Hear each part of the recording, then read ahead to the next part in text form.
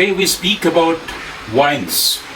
Unlike the previous episode, which became very popular on tea, I'm not going to speak a lot about the types of wine like Merlot, Syrah, Pinot Noir, or even Sauvignon Blanc. Today we will speak about wine as something which we serve, which we drink, either in parties or in small group of friends.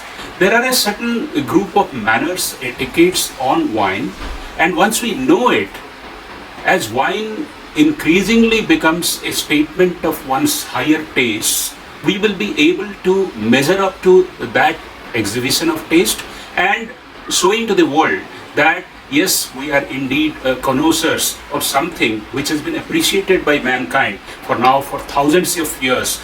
Wine is served before food as a welcome drink, during the food, and after the food.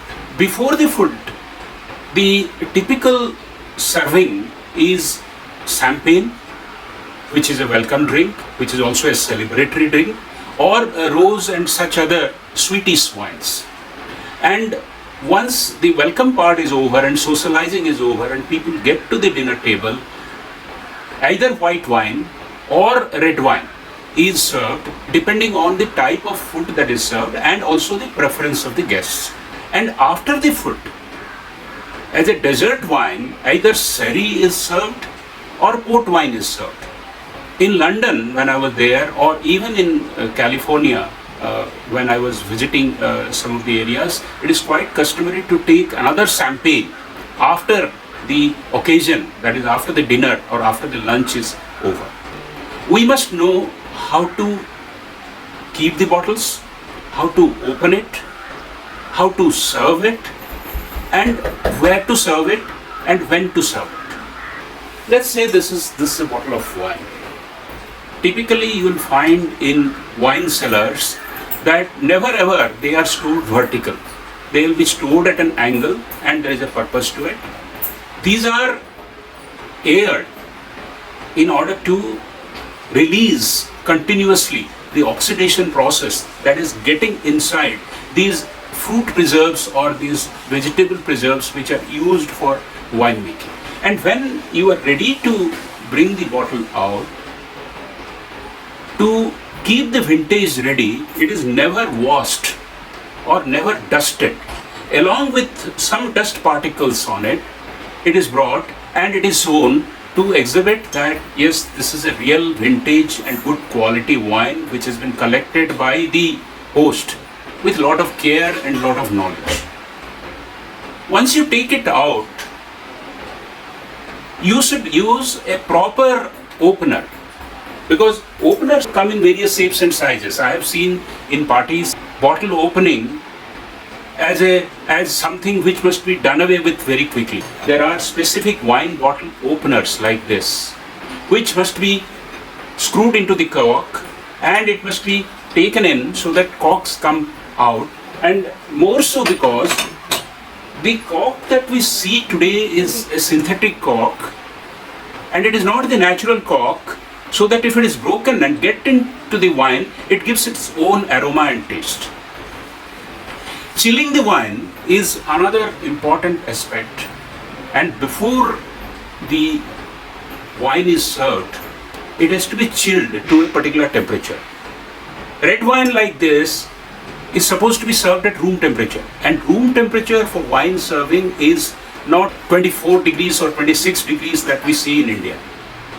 It is 18 degrees Celsius. So if a bottle of red wine is warm, then it must be chilled momentarily in order that it gets to that temperature of around 17 to 18 degrees. And if it goes below that, it must be warm, as I will tell a little later.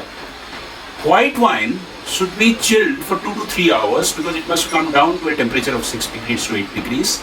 And champagne has to be chilled for up to 2 to 3 days so that it comes down, and champagne has fruity particles floating inside it and it requires longer time to chill, and it must come down to about 4 degrees Celsius.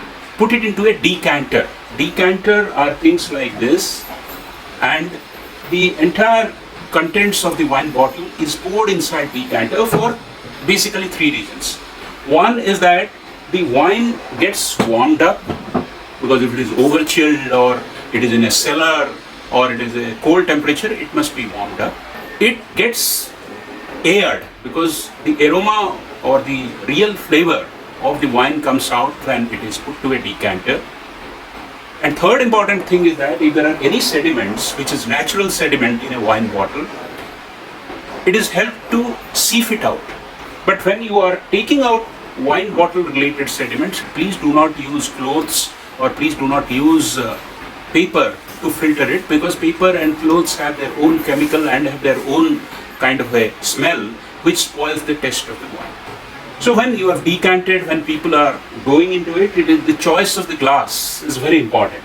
So this is a typical red wine glass, and this is typically a white wine glass, which takes about 300 ml, and it must be poured up to 3/4 only, not more than that. And this is called a champagne glass. It is like a flute. It is long stemmed, and it holds. You can sew it, and you can hold it like this and talk with people. This is called a shot glass, or in one shot, this is used for a small amount of desert wine, like a port or like any other sherry. It is to be served in this, and color becomes very transparent. And this is something called a tasting glass. It is, if you are tasting for this, then you are airing it continuously. This is also like a cognac glass, and so this is used for that. Once you have chosen the glass and you have given it, you will have to make the choice yourself if you have a big party, or you can show 2-3 types of wine to people to choose from, because people have different tastes, and depending on crop, these give different types of wine. What food is to be combined with which type of wine? It is a specialized subject. Typically, the rule is that you match the color of the wine with the color of the food. So if it is mutton, or if it is a very spicy food, typically you take red wine with it. And if it is fish, if it is chicken, or if it is a salad, or if it is a pasta, you typically take white wine with it. And in fact, I have gone to restaurants in London and in Europe where there are 6-course meals, and there is the chef and the sommelier who collaborate with each other to recommend matching wine. And all the 6 courses comes with 6 different types of wine to enhance the experience of food and wine being taken together. The idea of wine will not be complete if I don't tell you about what is the beginning of the wine taking process. It is called the 4S regime. Once you have decanted it or you have chilled it and it is ready to be served, you must pour a little bit of wine into a transparent glass and then follow the 4S process, which is as follows. The first S is a swill. Swill is shaking it like this, and it serves 2 or 3 things. Swill is again, kind of releasing the aroma. It also puts air into it, and so that any kind of oxidated air or any kind of bad gases, they escape. Second is, once you have swilled it, you should smell it. First S is swill. Second S is smell. Smell is once you have shaken it and the aroma has come, it should give a nice, consistent, non-putrid kind of an aroma if it is a good wine. Third S is see. What you see? When you swill it, you see 2 things. One is that when the wine gets to the side of the glass, and it comes down, it forms what is called wine legs. And if there are many wine legs, it is a good quality wine. If it is only lumpy and it comes through 1 or 2 places, then it is not a good wine. Second is that when you see it against a background, it should give a consistent kind of a thing without any sediments, and the clarity is very important. And fourth S, of course, is sip.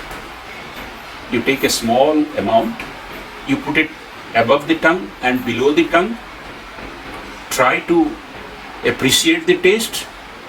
And in good quality restaurants and good quality parties and good quality hosts, always allow you to reject the wine if you don't like it and change the wine. So I hope this important aspect of appreciating wine, serving it and serving it in style has become somewhat clearer after this episode. Thank you very much.